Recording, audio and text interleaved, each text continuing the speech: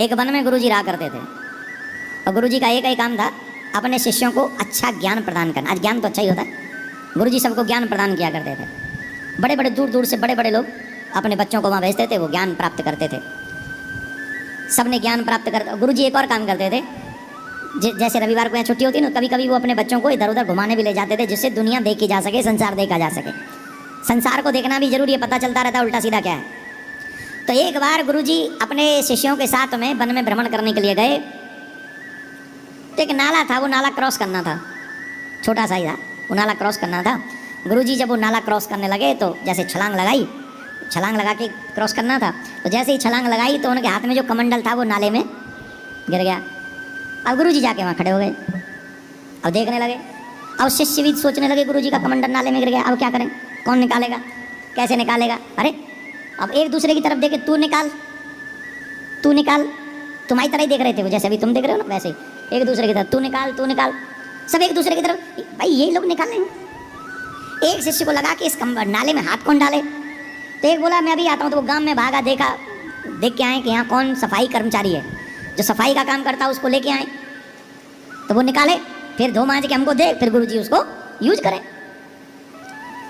अच्छा, निकाल तो सकते थे गुरुजी भी, पर गुरुजी उन सभी शिष्यों को देख रहे थे। गुरुजी सोच रहे थे कि मैंने इनको अपना काम स्वयं करने के लिए कहा है, क्योंकि जो व्यक्ति जीवन में सफल होना चाहता है वो पराधीन नहीं होना चाहिए उसको। अगर वो दूसरे के ओर देखकर अपनी सफलता प्राप्त करना चाहता है तो वो मूर्ख है। अगर सफलता प्राप्त करना चाहते हो तो अपने ही काम स्वयं खुद ही करने पड़ेंगे, और जो अपने पैरों पे खड़ा रहता है वही सफलता प्राप्त कर सकता है। जो दूसरों के मुख देखते रहता है वो कभी सफलता नहीं पा सकता। दूसरे न जाने कब गाड़ी में सेल्फ मारे और निकल जाए। गुरुजी ने बहुत ज्ञान दिया था, और गुरुजी बोले ये तो फिर भी एक दूसरे का मुंह ताक रहे हैं, फिर भी और देर प्रतीक्षा करी, देखें तो सही कितनी देर रुकेंगे। तब एक कोई शिष्य था, उस शिष्य को लगा कि नहीं, जितनी देर यहाँ प्रतीक्षा कर रहे हैं मेरे गुरुदेव को, उतनी देर ठीक नहीं है। तो उसने धीरे धीरे हिम्मत जुटाई और नाले में हाथ डाला, और वो ढूंढने लगा कमंडलू। अब वो कमंडलू मिले ना नाले में, नाला थोड़ा गहरा हो गया होगा, गहरा होगा। अब गुरुजी देख रहे हैं हाथ तो डाला पर खुद नहीं डल रहा है। फिर चेले को लगा कि कुछ भी हो जाए मुझे गुरुजी का कमंडल लाना ही है, तो पूरा नाले में उतर गया। और पूरा नाले में उतर कर वो कमंडल को ढूंढने लगा, और वो कमंडल मिल गया, और वो कमंडल निकाल कर सीधा नदी में गया, स्नान किया, स्नान करके कमंडल को धो मांज के लाया, और गुरुजी को वो कमंडल पवित्र करके स्वच्छ करके पकड़ा दिया, पकड़ा दिया। गुरुदेव ने उसे बहुत प्रसन्न हुए और आशीर्वाद दिया। पर यहां पर एक प्रश्न है आप सबसे, जितने शिष्य बैठे हैं उन सबसे, हम कौन से चेले हैं, प्रतीक्षा करने वाले या नाले में उतरने वाले?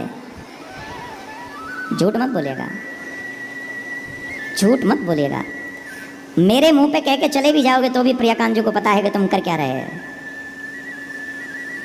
यह सच है कि कमंडल तो गुरुदेव भी निकाल सकते थे, यह भी सच है कि वहां अधिकांश शिष्य खड़े रहे और उन्होंने नाले में उतरने की साहस नहीं जुटा पाए। लेकिन यह भी सच है कोई एक था जो उस नाले में उतर गया और कमंडल को लेके आया और ये सिद्ध किया, जो कर्म करता है सफलता उसी को प्राप्त होती है।